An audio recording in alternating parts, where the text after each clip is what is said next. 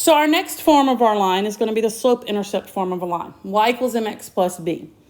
M is going to represent the slope of a line, and then b is going to be the y-intercept of the line. And how do we put equations of lines that are in standard form into slope-intercept form? We just solve for y. Now, we've practiced solving for y in previous lessons, so we're going to practice that some more. So let's look at that. If I want to solve number 8 for y, I'm going to add 2x to both sides. Remember, these are not like terms, so that's 3y equals 2x minus 6. Then I'm going to divide everything by 3. So that gives me y equals 2/3 x. 6 divided by 3 is 2, so minus 2. When I'm graphing in slope-intercept form, the easiest way to graph is to plot the y-intercept. In this case, the y-intercept is 0, -2. And then count my slope of 2/3. That's a positive slope, so my line should lean to the right. So 0, -2 on the graph, and then from that point, I'm going to count up 2 over 3. Okay, and then I'm going to draw my line between those 2 points, and there's the graph of my line. Okay, let's look at number 9. To get number 9 solved for y, I'm going to subtract 4. So x minus 4, again, you can't combine those because they're not like terms. And then I'm going to divide by -2. So x divided by -2, remember there is an understood 1 here. So just keep that in mind. So that's -1/2 x. -4 divided by -2 is +2 equals y. So my y-intercept is 0, 2 with a slope of -1/2. And again, slope being negative means the resulting line should lean to the left. So 0, 2, 0, 2. I'm going to go down 1, right 2, or I could go up 1, left 2. You have to go in at least one negative direction when you're plotting your negative slopes, okay? But not 2 negative directions. You have to go in 1 negative direction, and then you just connect those with your line. If I want to use slope-intercept form to write the equation of a line, remember it's y equals mx plus b.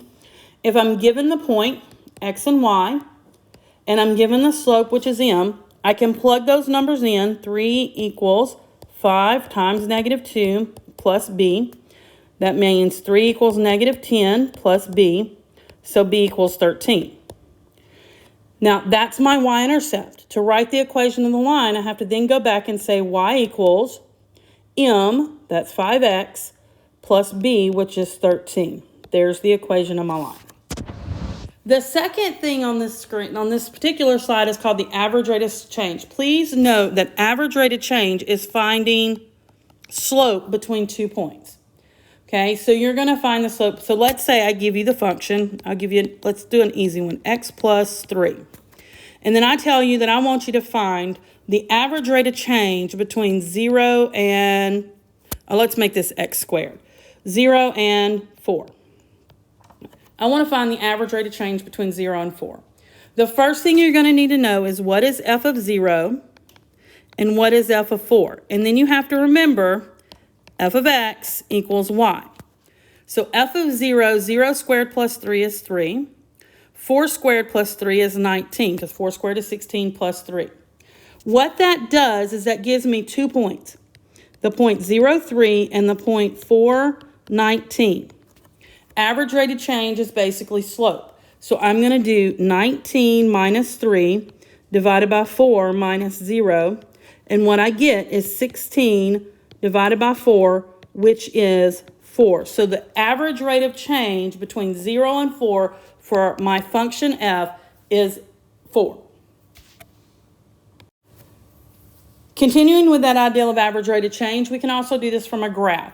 So it says determine the average rate of change from -1.50, that's a point on the graph, to 0, 2. So basically what we're finding is the slope of the line between these 2 points.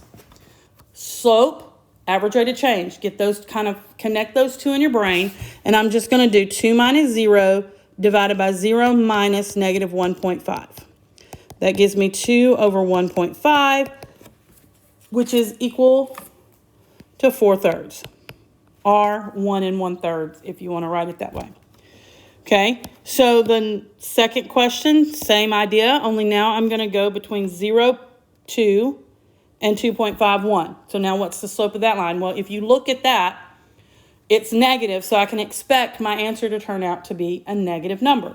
So this is going to be 1 minus 2 divided by 2.5 minus 0, which is negative 1 over 2.5, which turns out to be negative 2/5, or if you are doing decimals, negative 0.4. So here we're going to learn how to use a graph to solve equations and inequalities. So I have two lines on this graph, y equals 3x minus 4 in red and 0.5x plus 1 in white, in blue. And so if I want to solve the equation 0.5x plus 1 equals 3x minus 4, I want to know where these two graphs are equal. Well, they are equal at their point of intersection. They are equal at 2, 2, so x equals 2, and just an FYI, I'm looking at the x value, not the y value. X equals 2 is the solution because that is the x value of their point of intersection. Then we need to look at where is 0.5x plus 1 less than 3x minus 4.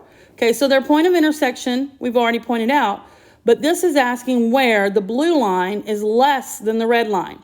The blue line is less than the red line to the right of that point of intersection. See, it's underneath. So what we would say the answer here is x greater than 2. Their point of intersection is at x equals 2. Then the line 0.5x plus 1 is below 3x minus 4 to the right of that.